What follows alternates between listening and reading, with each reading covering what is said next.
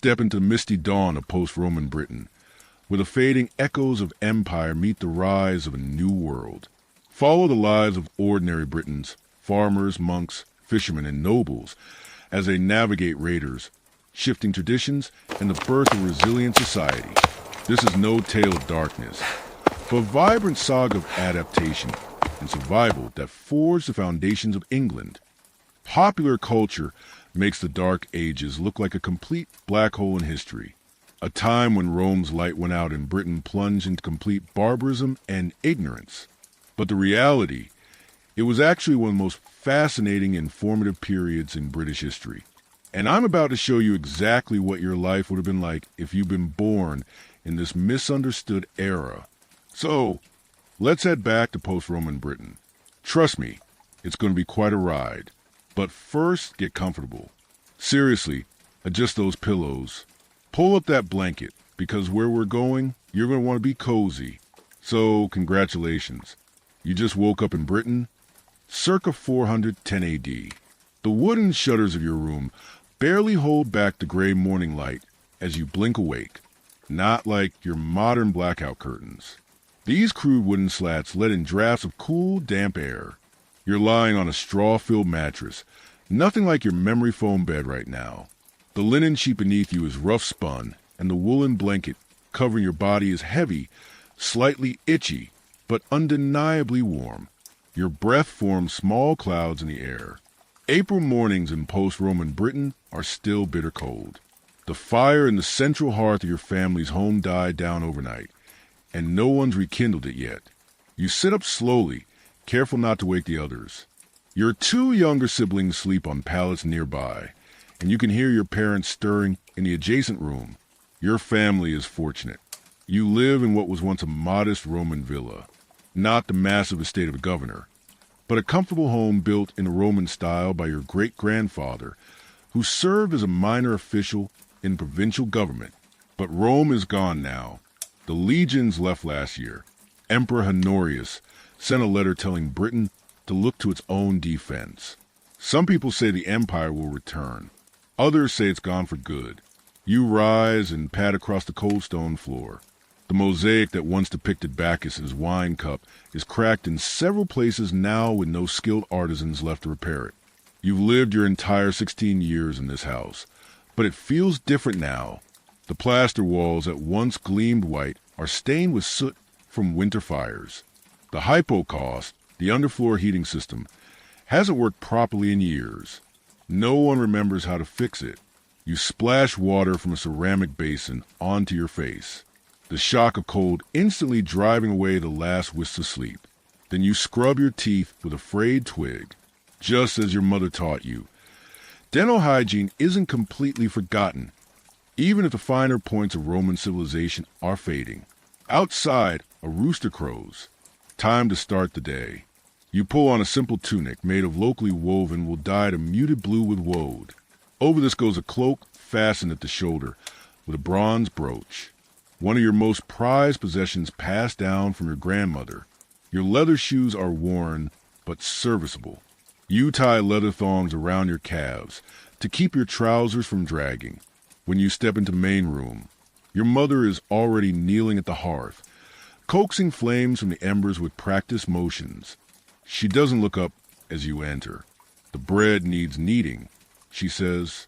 Your father's gone to check the fields. You nod and move to the wooden table, where a lump of dough sits in a pottery bowl. This is your morning ritual now. Before the Romans left, your family had servants for such tasks.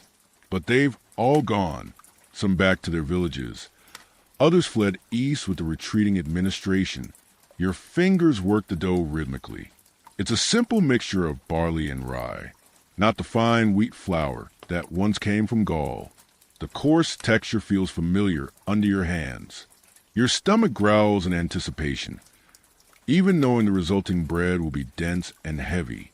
They're saying more Saxons have landed near Dubris. Your mother says, her voice carefully neutral. Dubris, what the Romans called Dover, is the closest port to the continent. Traders or raiders? You ask, though you already know the answer. The Germanic peoples from across the sea have been coming for generations, some to trade, increasingly more to plunder. Raiders, she sighs. Aetius says they burned 3 farmsteads before the local militia drove them back. Aetius is a smith in the nearby settlement, what's left of the vicus that once served the Roman fort on the hill. He hears all the news from travelers passing through. Will father join the militia again? You try to keep the worry from your voice. Last autumn, he spent 2 weeks patrolling the coast with other local men. He returned unharmed, but thinner and gray with exhaustion. He says we need to finish planting first. Your mother pokes at the fire, adding small twigs to build the heat. The world may be changing, but we still need to eat. This is a reality of your new life. The Romans brought centuries of relative peace and prosperity. Now you're caught between worlds. Not fully Roman anymore. Not yet whatever Britain is becoming. Outside, the sun breaks through the clouds, casting long shadows across the overgrown courtyard. Through the doorway, you can see the fields beyond where your father works with a wooden plow pulled by the family's only ox. The villa sits on a gentle rise, giving you a view of the surrounding countryside. To the east, you can just make out the stone walls of what was once a thriving Roman town. Most of the buildings inside are empty now, their roofs collapsing. A few stubborn families remain, clustering near the old forum. To the west lies a forest, creeping closer each year as nature claims land once cleared by Roman engineering. And to the north, barely visible on the horizon, stands the old Roman fort, now occupied by Vortigern's men. Vortigern styles himself as protector of southern Britain, filling the vacuum left by Roman authority. Some say he's invited Saxon mercenaries to help defend against Pictish raiders from the north. Others whisper he's making himself a king. Your mother interrupts your thoughts. Take this to your father when you finish with the bread. She hands you a small clay bottle stoppered with wax. Inside is her precious herbal tincture, a remedy for your father's aching back, made from meadowsweet and willow bark steeped in honey and strong ale. You shape the dough into a round loaf and score the top of the knife, not the proper Roman pattern your grandmother used, but a simple cross. Your mother takes it from you and slides into the clay oven built into the side of the hearth. It'll be ready when you return, she says. Don't dawdle. The morning air is crisp when you step outside, carrying the medicine and a water skin. The villa's gardens, once orderly rows of vegetables and herbs imported from across the empire, have grown wild and tangled. Still, you spot useful plants among the chaos. Thyme, rosemary, and borage volunteer among the encroaching weeds. You take the path down to the fields, passing the old bathhouse. Its roof now partially collapsed. No one uses it anymore. The lead pipes were pulled out and sold years ago when the taxes became too burdensome. Now you and your family bathe in the stream during summer, and make do with basin washes when it's cold. Your father straightens when he sees you approaching, one hand pressed his lower back. He's only 40, but years of unaccustomed farm labor have aged him.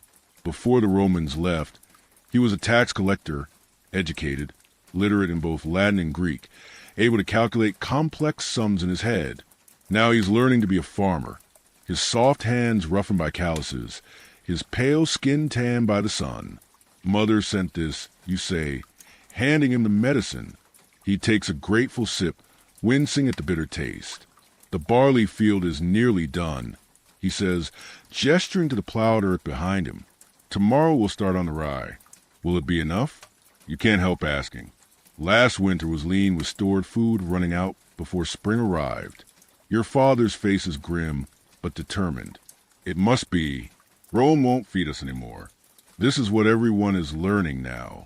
To rely on themselves, on their neighbors, on the land. The elaborate trade networks that once brought olive oil from Spain, wine from Italy, and grain from Egypt have collapsed. Now what you can't grow or make, you do without. As if reading your thoughts, your father says, Aetius tells me a merchant came through yesterday from Gaul. He had salt and some spices to trade. Your heart lifts at this news. Salt is precious now, necessary for preserving meat for winter. What did he want in exchange? Metal, tools, weapons. Your father shrugs. Things we can't spare. You nod, understanding. The economy is changing, reverting to barter and direct exchange of goods.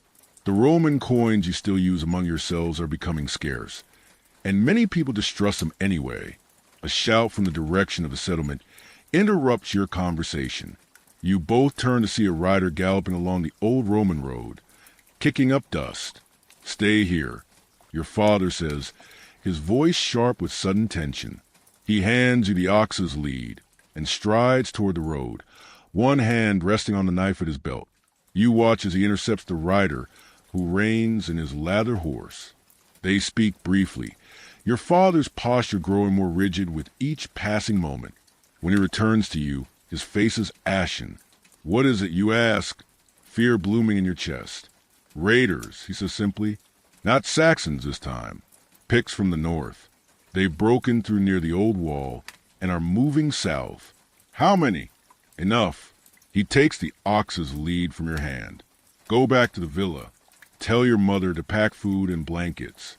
We may need to shelter in the old fort tonight. You hesitate. And you? I'll bring the ox in and join you shortly. Go now. You run back to the villa, your mind racing. This is the new reality of Britain.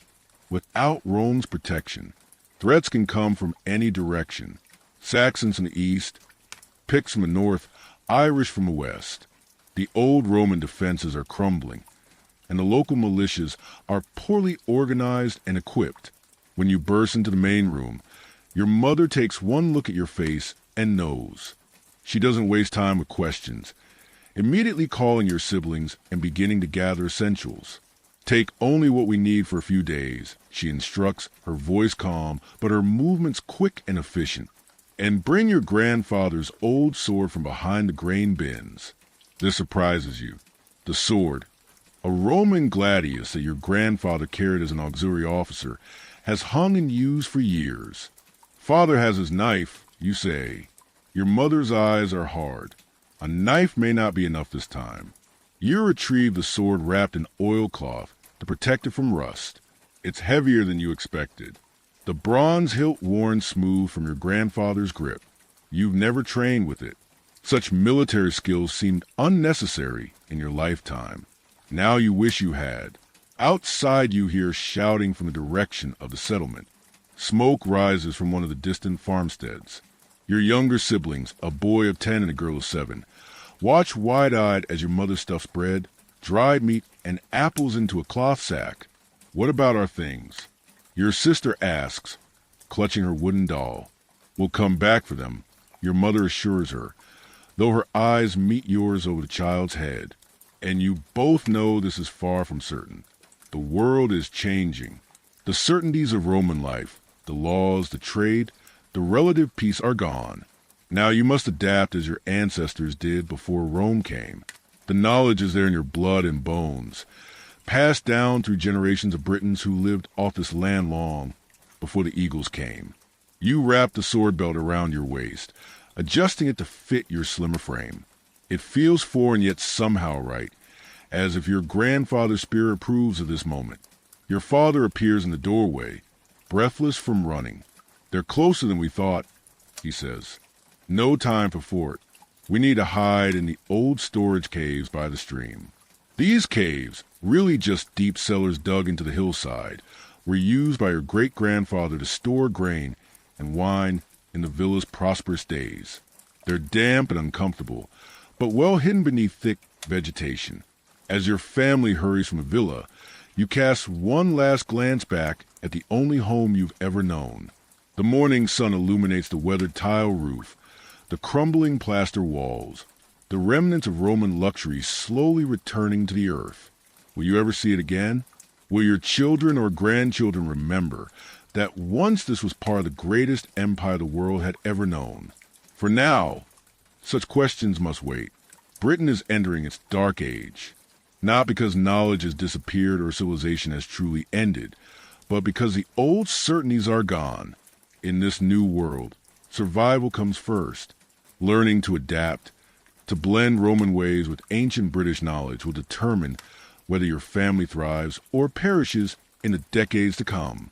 As you follow your parents down the overgrown path toward the stream, you realize that you stand at a turning point in history. The Roman chapter of Britain's story is ending. What happens next will be written by people like you, caught between worlds, carrying the past forward into an uncertain future. The path leads downward toward the shelter of the earth. Behind you, thin columns of smoke rise from scattered farmsteads. And to the north, just visible through the trees, men are moving, small, dark figures against the horizon, coming ever closer. You adjust the unfamiliar weight of your grandfather's sword and hurry to catch up with your family. Whatever comes next, you will face it together, as Britons have always done. The clouds part briefly, allowing a shaft of sunlight to illuminate the path ahead. For just a moment, it feels like a sign, not from the Christian God your mother prays to, nor from the old Roman deities, but from something older still, the spirit of Britain itself, enduring beyond empires and invasions, beyond individual lives and generations. This land has seen peoples come and go. It will survive this transition, too. And so, perhaps will you?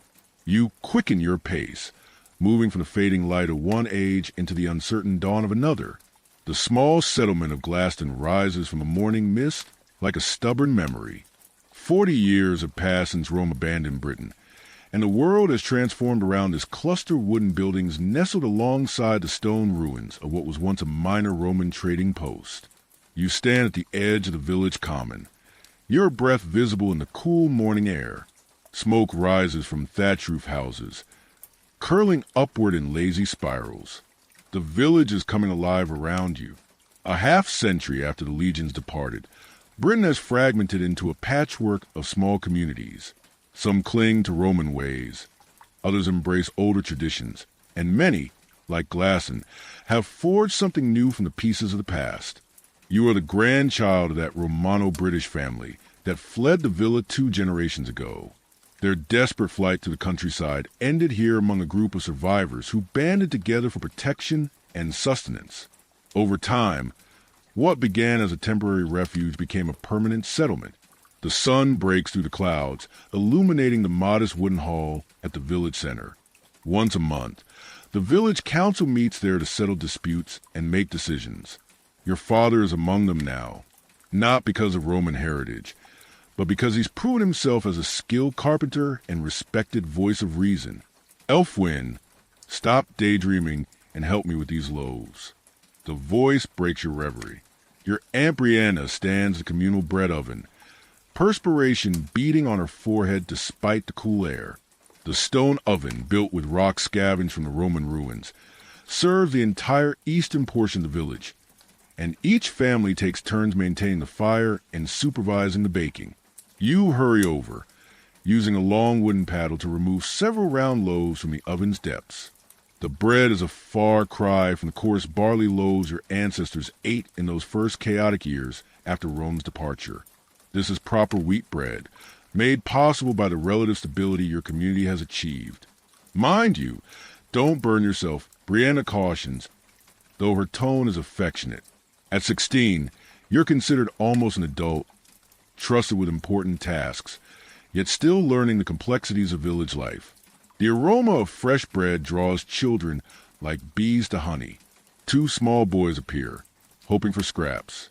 You recognize them as the tanner's sons, their clothing bearing the faint but distinctive odor of their father's trade. Go on with you, Brianna says, though she slips each child a small piece of crust, and tell your mother her loaves will be ready by midday. As the children scamper off, you help stack the finished bread in a willow basket. These loaves will feed 3 families today, including your own. Tomorrow, another group will use the oven. This system of shared resources and staggered labor has evolved organically over the years, allowing the community to survive despite limited tools and expertise. Take these to Elder Oswine's house, Brianna says, handing you 2 loaves wrapped in linen. He's having those traders from the coast for midday meal. You nod, understanding the importance of the task. Oswine is a village headman, elected by the council for his wisdom and fairness. The coastal traders bring valuable salt, metal tools, and occasionally exotic goods from distant lands. Maintaining good relations with them is crucial for Glaston's prosperity. The village has grown considerably since its founding. What began as a cluster of hastily constructed shelters now comprises about 30 households arranged in a rough circle around the common grazing ground. Some buildings, like Oswine's Hall and the small wooden church, boast plank walls and proper wooden shingles. Most homes are wattle and dog constructions with thatched roofs, simple but effective against Britain's damp climate. As you walk through the settlement, you pass women preparing the midday meal, men repairing tools or working leather, and children chasing chickens that peck at the muddy ground. Life here bears little resemblance to the Roman villa your grandparents described. Yet there are echoes of that lost world. The iron cooking pots passed down through generations. The occasional glass bead or bronze brooch worn as jewelry. The Latin words that pepper the evolving language of your community. Outside Elder Oswine's Hall, you pause to straighten your woolen tunic and adjust the linen headscarf that marks you as an unmarried woman. Your clothing is hand-spun and hand-dyed, color wove for blue and various plants for greens and yellows. The patterns woven into your belt reflect both Roman geometric designs and older British motifs, a visual representation of your blended heritage. You knock on the wooden door frame, since the door itself stands open to catch the spring breeze. Inside, voices murmur in conversation. Enter calls a deep voice, Oswine himself. The hall's interior is dim after the bright morning light. A central hearth provides both warmth and cooking heat, its smoke rising toward a hole in the roof. Wooden benches line the walls. At the far end sits Oswine on a carved chair, one of the few such pieces of furniture in the entire village. 3 strangers sit opposite him, their sea-weathered faces marking them as the coastal traders. Their clothing is different from village attire, leather boots that rise to the knee, woolen cloaks fastened with elaborate brooches, and most notably, sealskin caps that seem exotic to inland eyes. Ah! Elfwin, Oswine says, rising to greet you. Brianna's bread, I presume. Perfect timing. You present the loaves with a slight bow, a gesture that reflects the formal manners still taught by the village elders. Oswine takes them with a nod of thanks. Stay a moment, he says. These men bring interesting news from the east. The oldest trader, a man with a grizzled beard streaked with gray, looks you over with shrewd eyes. Your grandfather was Roman, wasn't he, girl? The question surprises you. My great-grandfather served Rome. You answer carefully. But we are Britons. He nods, seemingly satisfied. They're coming again, you know, not Romans this time. Saxons, Angles, Jutes, more every season. They've established kingdoms in the east. This is not entirely news. For years, there have been reports of Germanic settlers establishing permanent territories along Britain's eastern shores. What began as raids evolved into migration, with families crossing the North Sea to claim land. Do they threaten the coast road? Oswine asks, his voice betraying concern. The ancient track that connects Glaston to the sea is the village's lifeline to trade. Not yet, the trader replies, but they're pushing westward. The British kingdoms are fighting back in some places. In others, they're making accommodations, trading land for peace. You listen intently, understanding the implications. Glaston exists in a precarious balance, too small to defend itself against a determined attack. The village relies on its remoteness and good relations with neighboring settlements for protection. There's a warlord rising among the Britons, another trader adds. Some call him Ambrosius. Others have a different name for him. He pauses dramatically. Artorius. A murmur passes through the room. Even you have heard whispered stories of this war leader who is supposedly uniting British resistance against the Saxon advance. Tales for children. Scoffs the third trader, the youngest of the group. What matters is that goods still flow along the old roads, and silver still buys what a man needs. This pragmatic assessment breaks the tension, and Oswine laughs. Indeed, and you'll find Glaston has goods worth your silver. Our tanner has exceeded himself this season, and the wool from our sheep is exceptionally fine. As the conversation turns to trade, you take this as your cue to leave. Oswine catches your eye and nods slightly, a dismissal, but also acknowledgement of your presence during this important exchange. As the headman's carpenter, your father will hear all the details tonight. Outside, the village hums with midday activity. The smell of cooking food mingles with the earthy sense of livestock and turned soil. Spring planting is underway in the fields beyond the settlement, where strips of land are allocated to each family according to need and ability to work them. You head toward the small stream that provides Glaston with fresh water. Several women are already there, filling wooden buckets and exchanging gossip. Among them is Edith, whose family trades primarily in wool, and whose brother has been showing interest in you at recent village gatherings. Elfwin, she calls, waving you over. Is it true the coastal traders are at Oswine's? You nod, joining her at the stream's edge. They bring news of Saxon kingdoms in the east. Edith's eyes widen. My father says we should be concerned. Others think they'll never push this far inland. Oswine seemed worried, you admit, lowering your voice, but the traders still travel the coast road without trouble.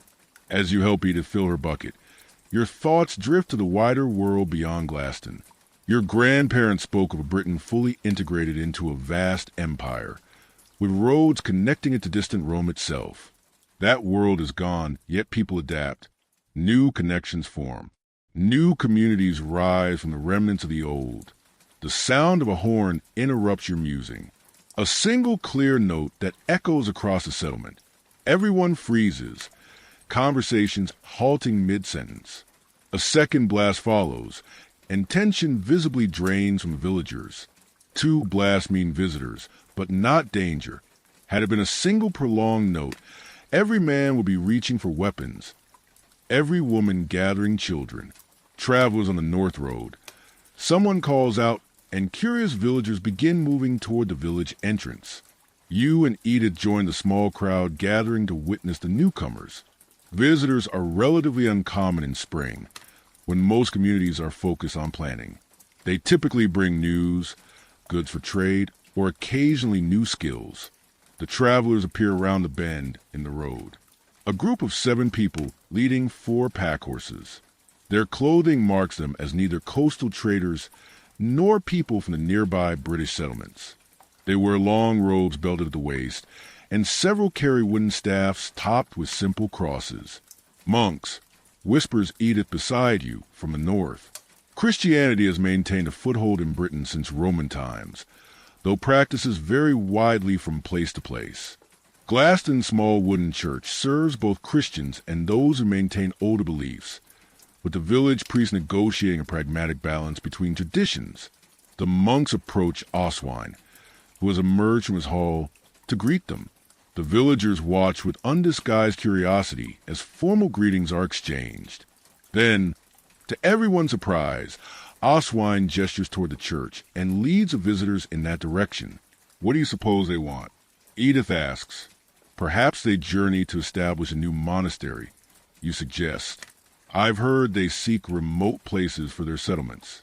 The idea of a monastery near Glaston is both intriguing and slightly concerning. Such establishments often become centers of learning and craft, but they also represent change, and change has not always been kind to Britain in recent memory. As the crowd disperses, returning to their midday tasks, you make your way home with a bucket of fresh water. Your family's dwelling is modest but comfortable. A rectangular structure with walls of wattle and daub, a packed earth floor covered with fresh rushes, and a central hearth that serves for both cooking and warmth. Your mother stirs a pot of pottage hanging above the fire, a thick stew of barley, beans, and whatever vegetables are available. Today, the first tender greens of spring have been added, along with precious salt preserved from last year's trade. The bread is ready, you tell her, setting down the water bucket. And monks have arrived from the north. Monks. She looks up with interest. Like many in Glaston, your mother practices a blend of Christian devotion and older traditions.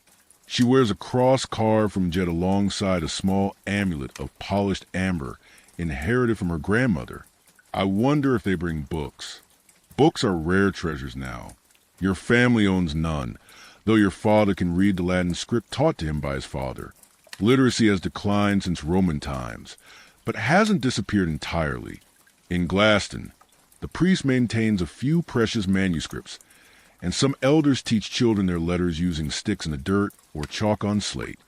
They spoke with Oswine and went to church. You explain, helping your mother prepare the meal.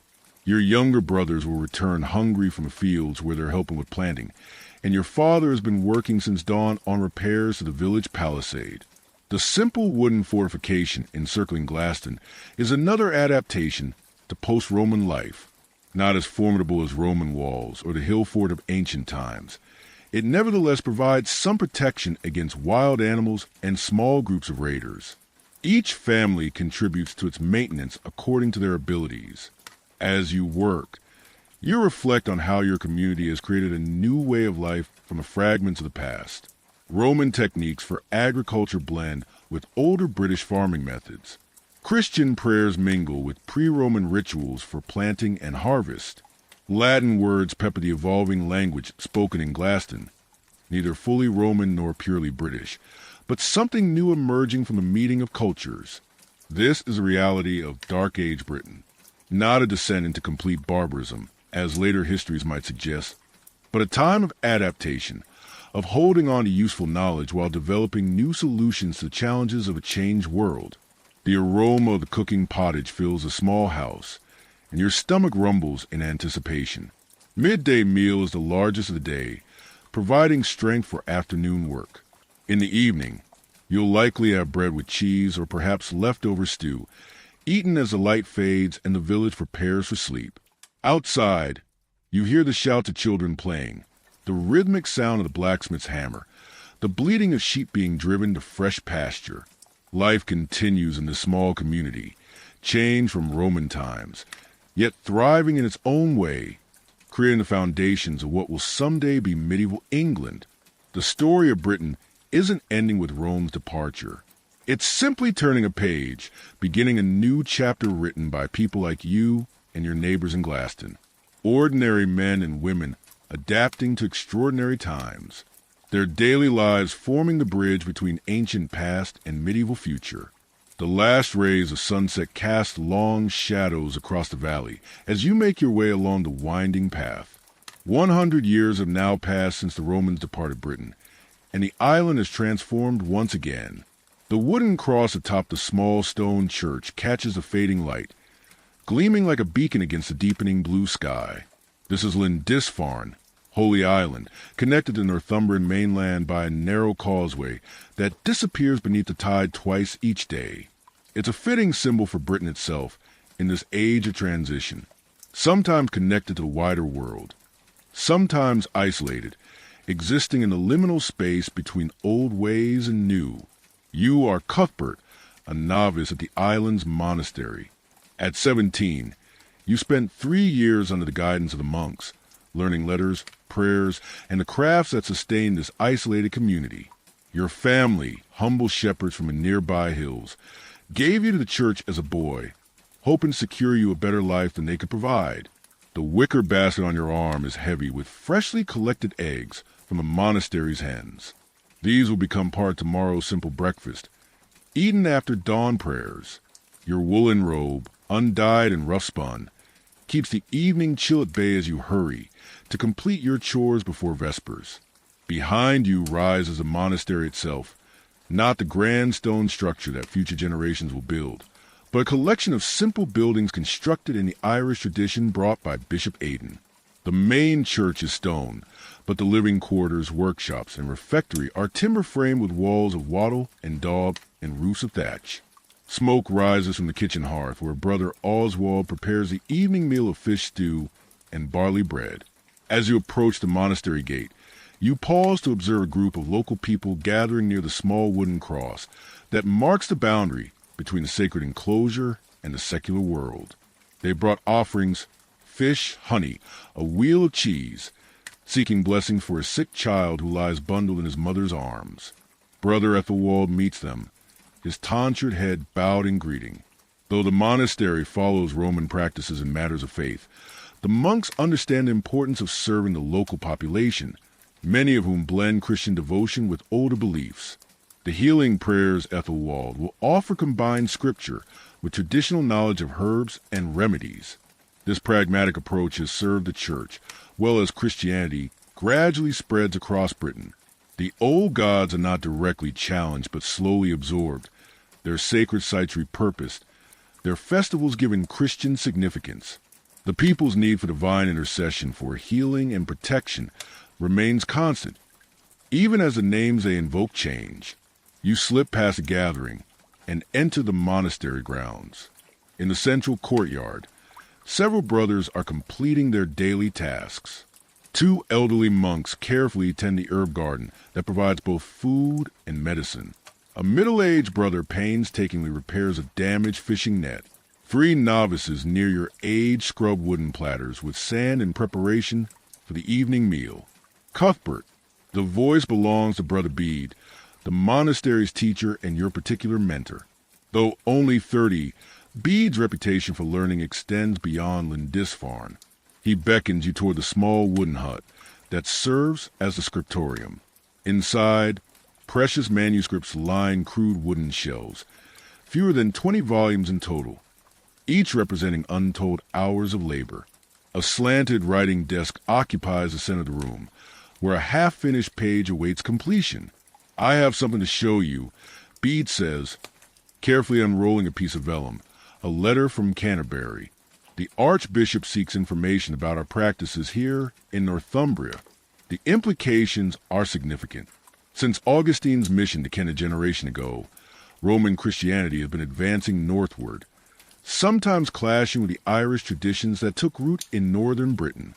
The Synod of Whitby lies in the future, but already tensions simmer between different Christian traditions. Are we to change our ways? You ask, setting down your basket of eggs. Bede's expression remains neutral. Knowledge flows in many directions. Cuthbert, Rome brings certain traditions, yes, but they learn from us as well. The important work is preserving wisdom, not arguing over the date of Easter. This pragmatism characterizes much of life in 7th century Britain, after generations of upheaval. Practical solutions take precedence over dogmatic purity. Communities adapt, incorporating useful elements from different traditions while discarding what doesn't serve their needs. The monastery bell sounds, calling the brothers to evening prayers. You follow Bede from the scriptorium, joining the procession of dark-robed figures moving toward the small stone church. Inside, tallow candles cast flickering shadows across whitewashed walls decorated with simple painted crosses. The brothers arrange themselves in rows, the abbot at their head. The evening office begins, Latin prayers chanted in the distinctive cadence that characterizes Northumbrian monasticism.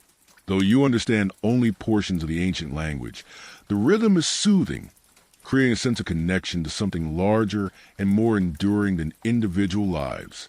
Through the open door, you can see the sky darkening over the North Sea, stars appearing one by one. On clear nights like this, it's said that the holy man can see all the way to Iona, where Columba established a monastery that birthed your own community. The sea connects rather than divides, carrying not just physical goods, but ideas, beliefs, and practices between Ireland, Britain, and the continent. After prayers comes the evening meal, eaten in silence as one brother reads aloud from Scripture. Tonight's reading tells the story of loaves and fishes, appropriate accompaniment to the simple fish stew served in wooden bowls. You eat mindfully, aware that many outside the monastery walls have less. For while monasteries are centers of learning and spiritual practice, they also serve crucial economic and social functions in this period. When harvests fail, it is often the monastery that feeds the hungry. When illness strikes, monks provide what medical care exists. When disputes arise, abbots frequently serve as mediators between parties. The meal concludes with a prayer of thanks, and the brothers disperse to their evening tasks. Some will continue working by candlelight, copying manuscripts, repairing tools, preparing materials for tomorrow. Others will retire to pray or rest. As a novice, you're assigned to help in the kitchen, cleaning the cooking vessels and banking the fire for morning. Brother Oswald supervises your work, his gnarled hands efficiently scraping food remnants into a bucket for the pigs kept behind the refectory. Though approaching 60, ancient by the standard of the age, he works with the energy of a much younger man. We have visitors coming tomorrow, he mentions as you scour a pot with sand and seawater. Pilgrims from the south, seeking healing at Aiden's tomb. Such visitors are increasingly common as Christianity establishes deeper roots in Britain. A network of holy sites draws the faithful on journeys across the island and beyond. Some travel to atone for sins, others seeking miracles, still others driven by genuine spiritual hunger. Will they stay long? You ask, thinking of the extra bread that will need baking. A few days, perhaps. The woman among them is quite ill. Oswald shakes his head. The journey itself may prove too much for her. Travel in 7th century, Britain remains difficult and dangerous. Roman roads still exist but suffer from decades of neglect. Bridges have collapsed, sections have washed away, and in some places, forests have reclaimed the ancient thoroughfares.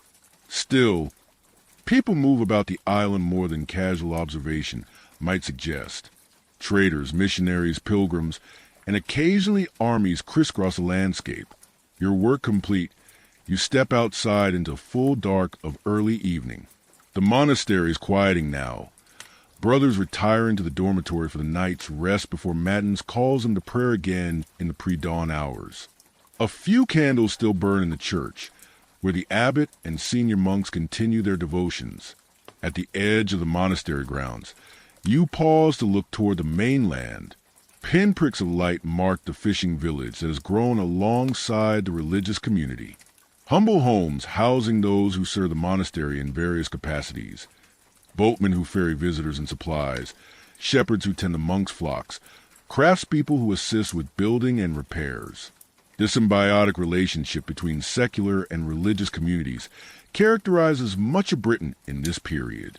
Where Roman towns once dominated the landscape, new centers of population have emerged around monasteries, royal estates, and trading posts. Settlements form and grow, not according to imperial planning, but organic need. The night air carries a tang of salt and seaweed. Tomorrow, the tide will isolate Lindisfarne until midday, creating the separation from worldly concerns that the early monks sought. Yet the monastery is far from self-sufficient. It relies on the mainland for many necessities, just as the mainland communities depend on the monastery's spiritual and practical services.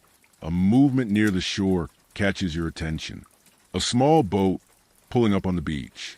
Late visitors are unusual, especially with the tide turning. You watch as 3 figures disembark, one supporting another who seems barely able to walk.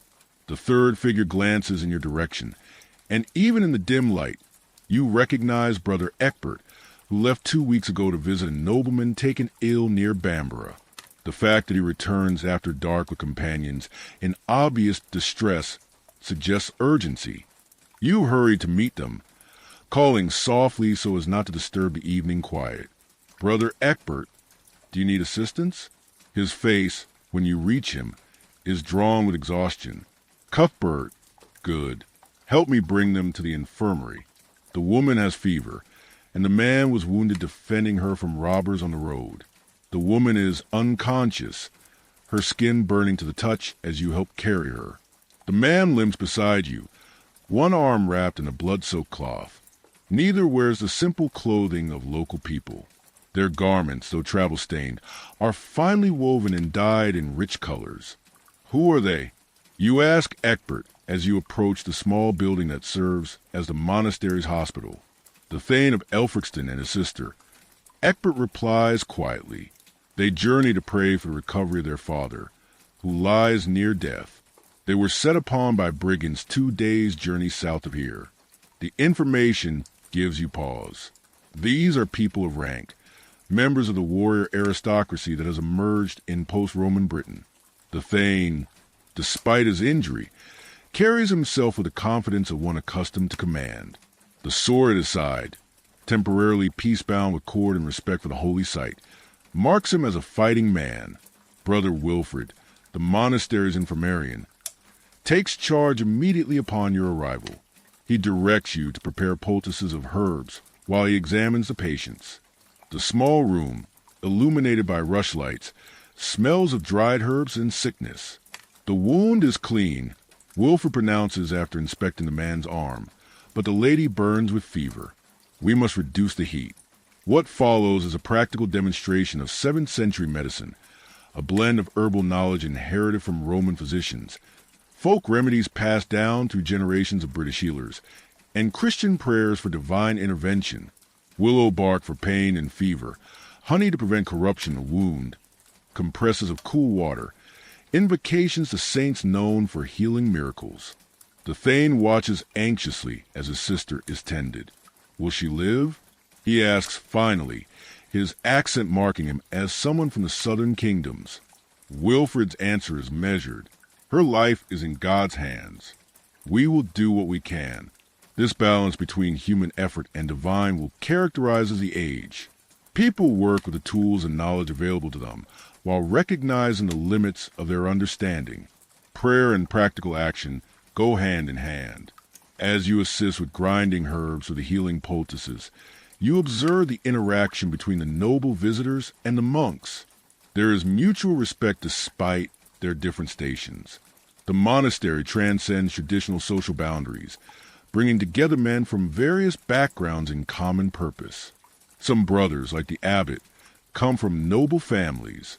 Others, like yourself, have humbler origins. Within the monastery walls, these distinctions matter less than in the outside world, though they never disappear entirely. Learning and piety can elevate a man of low birth, while noble connections often determine which monks rise to positions of authority. The work continues well into the night. You're eventually dismissed to get some rest before matins, leaving Wilfred and Egbert to maintain their vigil over the sick woman. As you make your way to the dormitory, the monastery sleeps around you, a small island of order and purpose in a world still finding its way after the collapse of Roman authority. In your straw-filled pallet, listening to the soft breathing of other novices around you, you reflect on the day's events. The arrival of the noble siblings brings news from distant parts of Britain, reminders of the wider world beyond Lindisfarne shores. Their journey, interrupted by violence yet continuing in faith, mirrors Britain's own path through these uncertain times. The old Roman order has faded. New kingdoms rise and fall across the landscape. Different traditions, native British, Roman, Irish, Anglo-Saxon, blend and transform one another. Yet certain constants remain. People still seek meaning and purpose. Communities still form around shared needs and beliefs. Knowledge is still valued and preserved, though in new forms and institutions. As sleep claims you, your last conscious thought is of the manuscripts in the scriptorium, each page a bridge connecting past wisdom to future generations. In the morning, you will resume your lessons, adding your small contribution to the continued transmission of learning through the so-called Dark Ages, which contain far more light than later histories might suggest. Outside, the tide rises around Lindisfarne, temporarily separating it from the mainland. The rhythm of water, like the rhythm of prayers that structure monastic days, provides continuity amid change, a reminder that even in times of transformation, certain patterns endure. Night falls quickly along the eastern coast of Northumbria. The last glow of sunset fades over the North Sea as your village prepares for darkness. 200 years have passed since the Romans left Britain, and life has found a rhythm in the kingdoms that emerged from that chaos. But now a new uncertainty stalks the coastline. They call them Norsemen, or Danes, or simply the heathens. For 30 years, their dragon-proud ships have raided Britain's shores. Monasteries burn first, Lindisfarne, Jarrow, Iona, their treasures and scholars carried away across the sea. Now the raiders strike anywhere wealth might be found, and coastal villages like yours have learned to fear the horizon. You are Leofric, a fisherman's son in the settlement of Dunholm. At 19, you've already seen 3 raids in your lifetime. The first came when you were just 10, a nightmare of burning thatch and screaming villagers that still haunt your dreams. The second, 3 years later, was less devastating. The warning came in time for most people to flee inland with their valuables. The third, last summer, was repelled by the Thane, the local militia, with help from the Lord's household warriors. Tonight, you stand atop the wooden watchtower erected at the village's seaward edge. Your woolen cloak, dyed a deep blue with woad, provides little protection against the sharp coastal wind. A small fire burns in a clay brazier beside you, more for light to signal within warmth. Your task is simple. Watch the sea and sound the alarm if ships appear. Below, Dunholm settles into its evening routine. The village has grown over the generations, now housing nearly 300 souls. Its buildings cluster along the shoreline and up the gentle slope behind, with fields and pastures beyond. Once primarily a fishing community, Dunholm has adapted to changing times. Now, a wooden palisade surrounds the settlement, and many houses have storage cellars dug deep into the earth, places to hide valuables or people when danger threatens. Smoke rises from cooking fires as families prepare their evening meals. The smell of fish stew and barley bread drifts up to your position. Your stomach rumbles in response. Your own meal waits in your family's single-room house, where your mother and younger sisters are likely wondering why you linger at your post when your watch ended at sunset. The answers stand beside you. Ethelflaed, daughter of the village reeve. Her presence at the watchtower is improper. Strictly speaking, an unmarried woman of 17 should be home with her family, especially as darkness falls. But Ethelflaed has never much concerned herself with propriety. There, she says suddenly, pointing north along the coastline. Do you see it? Your heart stutters as you follow her gesture, expecting to see the dreaded sail of a Norse longship. Instead, you make out the bobbing light of a torch, moving steadily along the cliff path that connects Dunholm to the next settlement northward. Just a traveler, you say, releasing a breath you hadn't realized you were holding. Perhaps a messenger from Lord Eadwulf. Ethelflaed nods, disappointment evident in her posture. Unlike most villagers who prayed daily to be spared another raid, she seems almost to court excitement. The daughter of the village's leading official, she's learned to read and write from the local priest and hungers for a world larger than Dunholm can provide. My father says the king has ordered more watchtowers built. She remarks, leaning against a rough wooden railing, and signal fires prepared on the headlands. Do you think it will help? You adjust the wood in the brazier, sending sparks swirling into the darkening sky. She shrugs. It might give more warning, but it won't stop them coming. This is the reality your generation has grown up with. The knowledge that safety is temporary, that the sea which provides your livelihood might any day deliver death to your doorstep. Yet life continues. Children are born, crops are planted, fish are caught, marriages are arranged. I should go. Ethelflaed says, finally, Father will be looking for me. You nod, trying to hide your reluctance to see her leave. The torchlight catches the bronze brooch at her shoulder, a family heirloom that once belonged to her grandmother. Its intricate knotwork showing both native British and Anglo-Saxon influences. Her woolen dress is dyed a rich russet color, marking her family's prosperity. Your own clothing, while serviceable, lacks such finery. Will you be at the gathering tomorrow? She asks, pausing at the top of the ladder. If the fishing is good and we return early enough, you reply. The Midsummer celebration is the largest festival in Dunholm's calendar, a blend of Christian observance and older traditions that the church has never fully suppressed.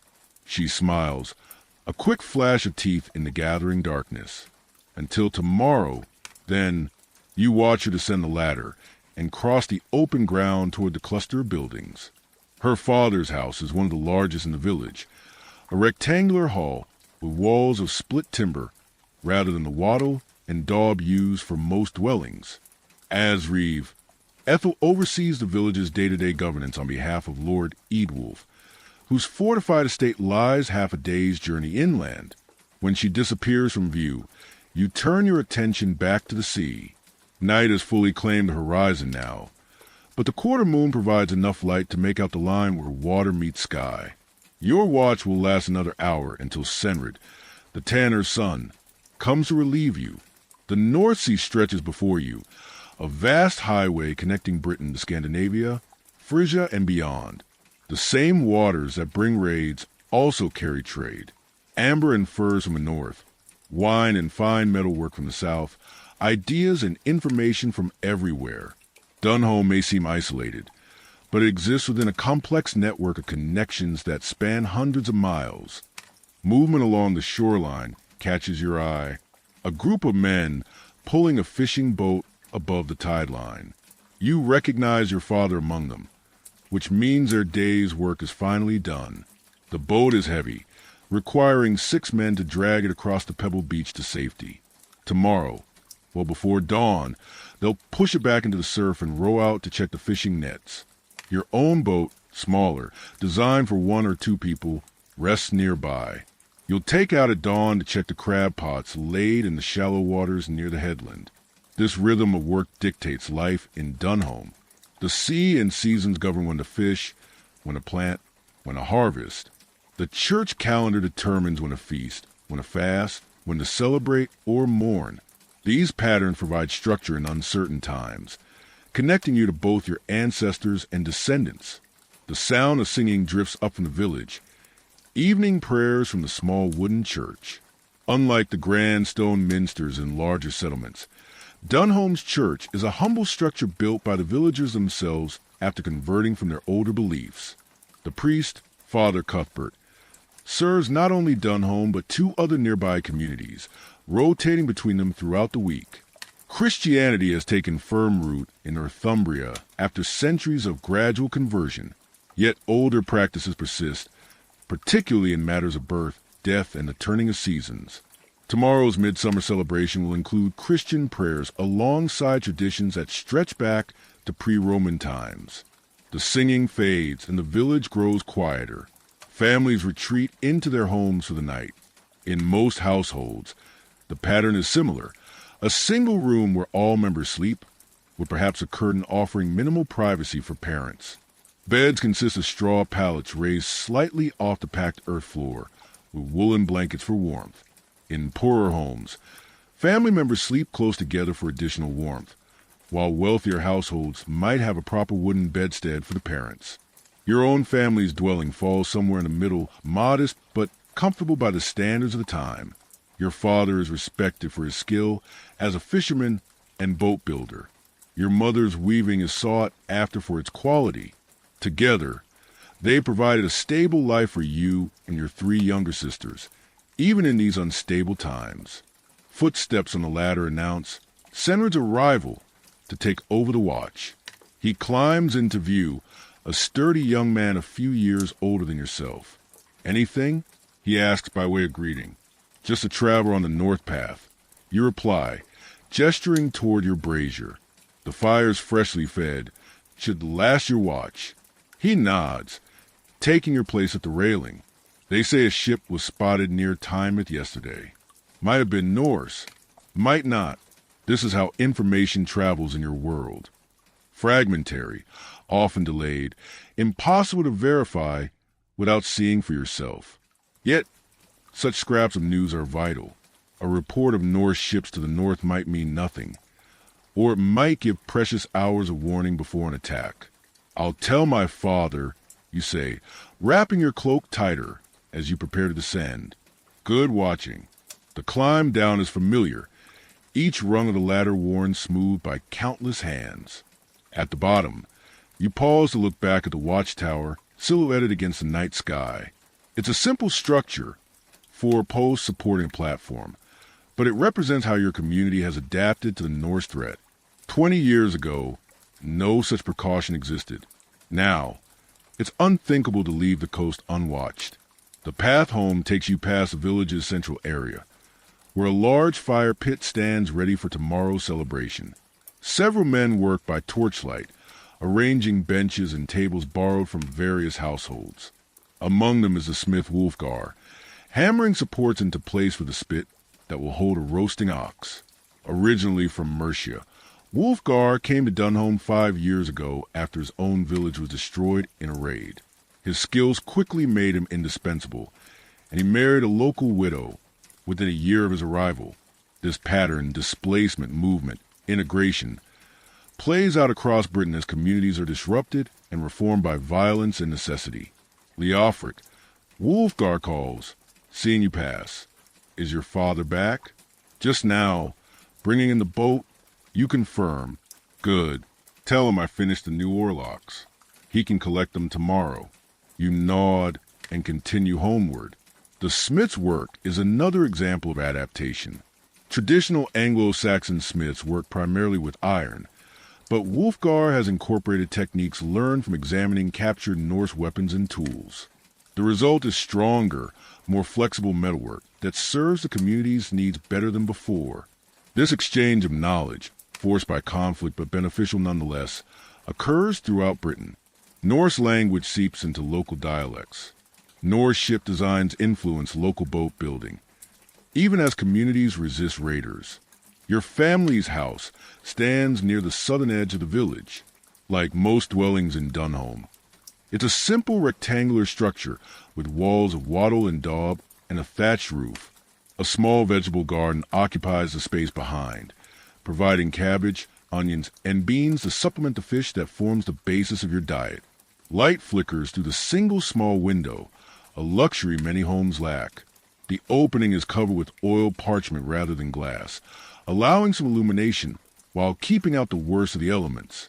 Glass remains rare and expensive, found only in churches and the homes of the wealthy. Inside, the scene is one of domestic tranquility. Your mother sits near the central hearth, spinning wool into thread using a drop spindle. Your youngest sister, only 6, has already fallen asleep on her pallet in the corner.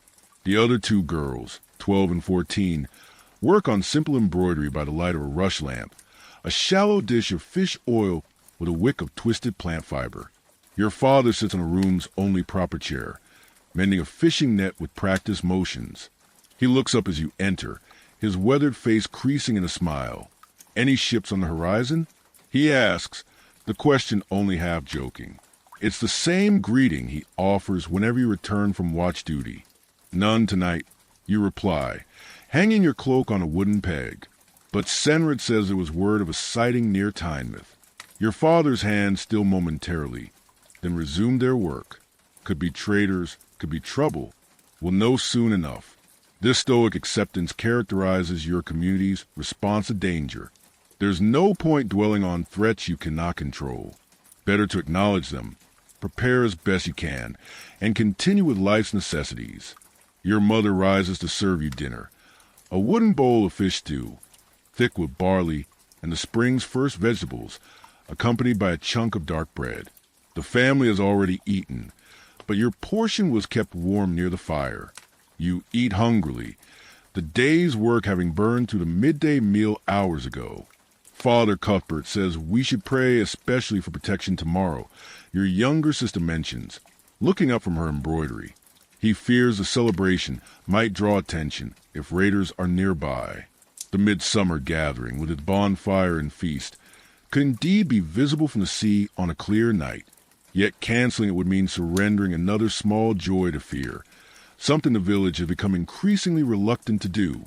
We'll post extra watches, your father says firmly, and have horses ready to carry warning to Lord Eadwulf if needed. But the celebration continues. Your mother nods her agreement. In her 40 years, she's seen the village overcome numerous hardships, not just raids, but also crop failures, sickness, and the occasional disputes that arise in any community. Resilience doesn't mean ignoring danger, but rather refusing to let it define your existence. After eating, you join your father in net mending. The work is meditative, your fingers following patterns learned since childhood. This is how knowledge passes in your world. Rarely through written texts, which remain precious and rare, but through direct transmission from parent to child, master to apprentice. Ethel asked if you join the hunting party after tomorrow's fishing. Your father mentions casually. They're seeking deer for the Lord's table. The invitation is significant. Hunting parties are typically limited to the village's leading men and their chosen companions. That the reeve would include you suggests your standing in the community is rising. I'll go, you reply, trying to sound equally casual. Your father hides a smile, seeing through your attempted nonchalance. His daughter seems to find reasons to walk past our boat shed quite often these days. Heat rises in your face. Your interest in Ethelflaed is apparently less secret than you'd hoped, though a match between you would be unusual. Given the difference in your family status, it's not impossible. In these uncertain times, alliances form based on more than just inherited position. The conversation shifts to practical matters, whether expectations for tomorrow's fishing, repairs needed for the smaller boat, plans for smoking part of the catch for preservation. Soon, your eyelids grow heavy, the long day taking its toll. Your sleeping pallet awaits in the corner opposite your sister's. Like theirs, it consists of a straw-filled mattress covered with woolen blankets. In winter, heavy furs provide additional warmth, but in summer, the lighter coverings suffice. As you prepare for sleep, your father secures a door with a wooden bar, another adaptation to uncertain times. Your mother banks the fire, leaving just enough embers to easily rekindle it in the morning. One by one, the rush lamps are extinguished, leaving only the faint glow from the hearth to illuminate the room. Lying on your pallet, listening to your family's breathing gradually slow and deepen, you find your thoughts returning to the sea. What ships might cross the horizon tomorrow? Will they bring trade or terror? How many more watchtowers will your children need to build? Yet, even as these questions swirl, fatigue claims you. Your last conscious thought is of Ethelflaed's smile in the torchlight, a brief moment of brightness in an age too often characterized by shadow. Outside, the moon casts silver light across Dunholm. The tide whispers against the shore. In the watchtower, Senrid keeps his vigilant gaze on the horizon, and beyond that horizon, forces continue to shape the world. Norse expansion, shifting kingdoms, evolving beliefs, their influences washing like waves against Britain's shores, gradually transforming the island and its people in ways that will echo through centuries to come. Morning light filters through the mist rising from the River Thames, illuminating the wooden buildings of Lundenwic. Nearly 500 years have passed since the Romans departed Britain, and the island has transformed once again. What was once a scattering of competing kingdoms has begun to unify under the banner of Wessex. As Alfred's dream of a single English realm edges closer to reality, the settlement sprawls along the riverbank, its timber wharves busy with boats unloading goods from across the North Sea and beyond. This is no longer a place of mere survival, but a center of trade and governance that would astonish those who lived through the tumultuous centuries after Rome's fall. You are Edwin, a 30-year-old thane in service to King Ethelstan, grandson of Alfred the Great. As the king's representative in Lundenwic, you oversee the collection of tolls from merchants and ensure the king's peace is maintained in this vital trading hub. Your position reflects the increasing sophistication of governance in Anglo-Saxon England, a realm now administered through a network of loyal officials, written laws, and established procedures. Your woolen cloak, dyed a rich blue and fastened with an elaborate silver brooch, marks your status as you make your morning rounds along the waterfront. The sword at your hip is as much a symbol of authority as a practical weapon.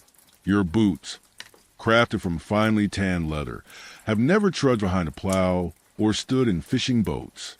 You were born to the emerging noble class, educated by the church, and raised to serve in the administration of a kingdom that grows more organized with each passing year. Good morning, Lord Edwin. Calls a merchant as you pass his shop, its wooden shutters now open to display imported glassware from Francia. You acknowledge him with a nod, noting the respect in his address, though not a lord in the highest sense. Your position as royal thane commands deference from ordinary citizens. The street beneath your feet is no longer the muddy track of earlier centuries. Wooden planks form a raised walkway along the main thoroughfare, while smaller paths are covered with gravel and crushed shells. Drainage channels divert rainwater away from buildings. These simple improvements reflect a community with the resources and organization to invest in infrastructure, a far cry from the subsistence-focused settlements of post-Roman Britain. You pause at the river's edge, watching a large trading vessel being unloaded.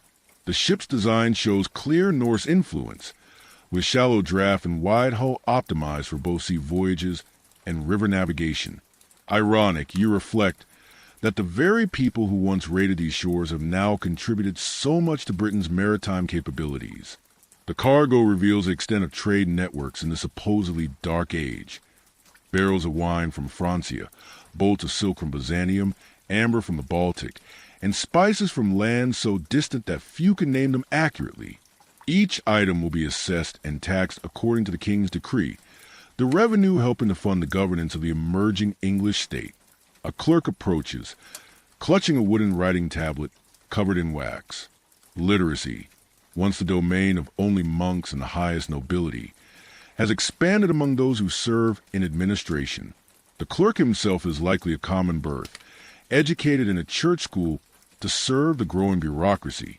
The merchant Oswald wishes to dispute his assessment. The clerk explains, pointing toward a red-faced man arguing with officials at the customs house. He claims the goods were damaged in transit and should be taxed at a lower rate. You sigh, mentally preparing for the first of many such negotiations that will fill your day. The rule of law, established through written codes and enforced by royal representatives, has replaced the arbitrary authority of local strongmen. But this system requires constant maintenance, judgment, and occasionally compromise. I'll speak with him, you tell the clerk. Bring the documentation from his last 3 shipments as well. Let's see if this damage is a pattern rather than misfortune. This attention to record keeping and precedent would have been foreign to your ancestors of even a century ago. But in Ethelstan's England, governance increasingly relies on written records rather than memory alone, a transformation quietly revolutionizing how society functions. The morning passes and a blur of disputes resolved, taxes collected, and permissions granted. By midday, you retreat to the stone building that serves as both your residence and the center of royal administration in Lundenwic. The structure stands 2 stories tall, with glass windows on the upper floor, luxuries that announce the king's authority in physical form. Inside, your wife Edith oversees the household staff preparing the midday meal. Unlike the women of earlier centuries, she's not directly involved in food preparation or textile work. As the wife of a royal official, her role is supervisory, managing servants, maintaining social connections, and occasionally acting as your representative in your absence. The bishop's envoy arrived while you were at the waterfront. She informs you, adjusting the keys that hang from her belt, symbols of her authority over the household. He awaits you in the receiving room. The relationship between church and royal government has evolved over the centuries. No longer foreign missionaries in a pagan land. Church officials now work alongside secular authorities, providing education, maintaining records, and lending moral authority to the king's rule. The line between religious and secular power often blurs, with senior clerics serving as advisors on matters far beyond spiritual concerns. The receiving room occupies most of the ground floor, a space designed to impress visitors with painted wooden panels depicting biblical scenes alongside images of King Ethelstan's victories. A fire burns in the central hearth despite the mild spring weather, for comfort rather than necessity. The bishop's representative rises as you enter, a slender man in simple but high-quality robes. Lord Edwin. He greets you with a slight bow. Bishop Theodred sends his regards and requests your assistance in a matter of some delicacy. What follows is a careful dance of political negotiation. The church seeks royal support for a new monastery near Lundenwic, while simultaneously asserting its independence in appointing the abbot. You, representing the king's interests, must balance respect for the church with protection of royal prerogatives. This conversation, conducted in Latin rather than the vernacular English of daily life, demonstrates how far Britain has evolved from the simple survival concerns of earlier centuries. Complex institutions now overlay the basic structures of society, creating a framework for governance that will ultimately form the foundation of medieval England. The negotiations conclude satisfactorily, with compromises on both sides. The meal that follows is served on wooden plates for you and your guests, with bread trenchers for the household staff who join you at the lower end of the table. The food itself reflects both local production and imported luxuries. Freshly caught river fish alongside preserved olives from Mediterranean shores. Local ales served in glass cups from Francia. After the meal, you resume your duties with a visit to the workshops that cluster along the western edge of the settlement. Here, specialized craftspeople practice trades that have become increasingly sophisticated over the generations. The blacksmith no longer simply repairs agricultural implements, but crafts fine weapons and decorative metalwork. The potters will turn out vessels inspired by continental designs. The woodworker creates furniture with carved decorations showing both Christian and older motifs. In each workshop, apprentices learn from masters, ensuring the transmission of knowledge from one generation to the next. Some of these young people come from local families, but others have traveled from distant parts of the realm, drawn by Lundenwic's reputation as a center of trade and craft. This mobility, people moving to pursue opportunities rather than simply fleeing from danger, marks another revolution in British society. The king will be pleased with these, you comment, examining finely crafted silver arm rings that will form part of the royal treasury. In Anglo-Saxon England, such treasures serve not merely as personal adornment, but as tangible symbols of the king's wealth and generosity. When Aethelstan rewards loyal followers with gifts of precious metal, he strengthens the bonds that hold his kingdom together. The craftsman beams with pride. Will you tell His Majesty they were made here in Lundenwic? My family came from Danish lands 3 generations ago, but we are English now, through and through. This casual comment highlights one of the most profound transformations of the period, the gradual integration of Norse settlers into the fabric of English society. The descendants of raiders have become citizens, their skills and traditions absorbed into the evolving culture of the island. The afternoon wears on as you inspect the town's defenses. Walls of earth reinforced with timber, considerably more substantial than the simple palisades of earlier settlements. Though Viking raids have decreased under Aethelstan's strong rule, the memory of vulnerability remains embedded in the landscape and the people's consciousness. A group of the king's household troops drill in an open area near the walls, practicing shield formations under the direction of a grizzled veteran. Their equipment reflects a standardization that has developed in England's military organization. Shields of uniform size, spears of similar length, helmets of consistent design. This is no longer a hastily assembled local militia, but a disciplined fighting force maintained in peacetime and deployed strategically when needed. As the sun begins its descent, you make your final stop of the day at the stone church near the center of Lundenwic. Unlike the wooden structures of earlier centuries, this building is designed to last generations. Its walls are decorated with paintings depicting biblical scenes, the colors still vivid in the late afternoon light.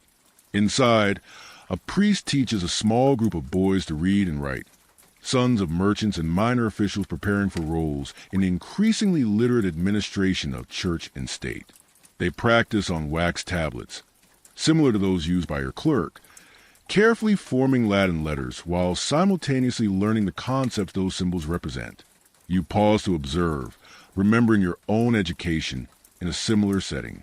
The transmission of knowledge through writing has accelerated during your lifetime, with the king himself promoting literacy among his officials. Aethelstan's court attracts scholars from across Europe, collecting manuscripts and commissioning new works that preserve and extend human understanding.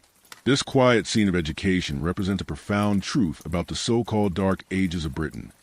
That darkness never fully descended, that light was preserved in communities of learning, and that knowledge continued to develop even as political structures transformed. The sun is setting as you return home, casting long shadows across Lundenwic streets. Lamps are being lit in workshops and homes, extending productive hours beyond daylight. This simple innovation, the routine use of artificial light, symbolizes how far society has advanced from mere survival toward comfort and efficiency. Your household prepares for evening as you arrive. servants lighting rushlights and candles, setting the table for the evening meal, banking fires to maintain warmth through the night. The rhythms of daily life follow patterns established over centuries, yet the context has evolved dramatically. After the evening meal, shared with your wife and the senior members of your household, you retire to a small room on the upper floor that serves as your private study. Such personal space would have been unthinkable for all but the highest nobility in earlier centuries. Now it represents the increasing differentiation of living areas according to function, another quiet revolution in daily life. By candlelight, you review documents requiring your attention, records of taxes collected, reports from outlying areas, correspondence from the royal court. The governance of England increasingly happens through such written instruments rather than solely through personal presence and spoken commands. Later, in the bedchamber you share with your wife, you reflect on the day's events. Your bed, a proper wooden frame with rope supports and a mattress stuffed with wool rather than straw, represents another evolution in comfort. The linen sheets and woolen blankets are finer weave than those available to your ancestors. Even the pillow beneath your head, a luxury once reserved for the highest elites, has become standard for someone of your station. The king's messenger arrived just before sunset. Edith mentions as she removes the pins from her hair. He brings news that Ethelstan may visit Lundenwic before midsummer. The information doesn't surprise you. The king maintains an active presence throughout his realm, traveling constantly to reinforce his authority through personal appearance. Yet such a visit requires extensive preparation, from securing adequate supplies to arranging suitable accommodations and entertainment. We'll begin preparations tomorrow. You reply, already mentally listing the tasks ahead. The guilds will want to present their finest work, and the church will expect appropriate donations. This casual reference to guilds, formalized associations of craftspeople with recognized authority over their trades, indicates another institutional development of the period. Such organizations provide structure and standards within their professions, while also serving as vehicles for political representation and social support. As sleep approaches, your thoughts drift to the broader historical context of your life. You stand at the end of what later historians will call the Dark Ages, and the beginning of the medieval period proper. The foundations of recognizable English society are taking shape around you.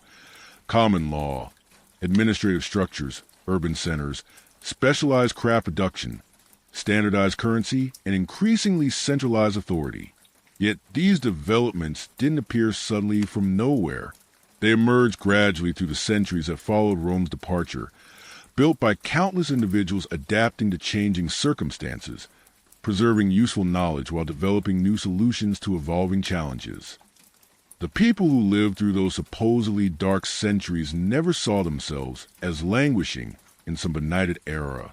They were simply living their lives, raising families, practicing trades, worshiping according to their beliefs, and contributing to communities that slowly, incrementally transformed into something new. As your consciousness fades towards sleep, you're unaware that you occupy a pivotal moment in Britain's history, a time when the fragmented kingdoms of post-Roman Britain have largely consolidated into a realm recognizable as England, when literacy and administrative sophistication have revived and expanded beyond Roman precedents, when architecture and craftsmanship have developed distinctive styles that blend multiple cultural influences.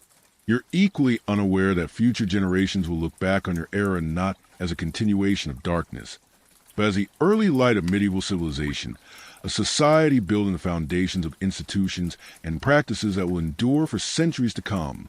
Outside your window, Lundenwic sleeps beneath a canopy of stars, the same stars that shone over Roman Londinium, over the first tentative Anglo-Saxon settlements, over Viking raiders and Christian missionaries. The river that flows past the settlement's wharves has witnessed the entire transition, carrying boats of changing design but similar purpose throughout the centuries. Within this continuity lies the true story of Britain's so-called Dark Ages. Not a narrative of collapse and ignorance, but one of resilience and adaptation, of preserving what proved useful while innovating where necessary. The light of civilization never truly extinguished. It merely changed form, flickering sometimes, but always finding new fuel to sustain his flame.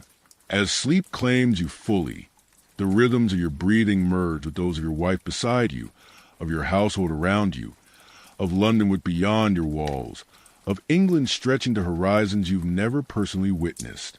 In this moment of unconsciousness, you embody the quiet persistence of human society through times of transformation, each generation building upon the foundations laid by those who came before, each individual living not in history, but in their own present moment. And with that thought, you gently close your eyes and drift off to sleep, carrying with you the echoes of these distant lives, lives that shape the world we inhabit today. Though their names and specific deeds have mostly faded from memory, their legacy lives on in the languages we speak, the towns we inhabit, the institutions we rely upon, and the cultural patterns that still influence our daily existence, even as we rest our heads on much softer pillows than they ever knew.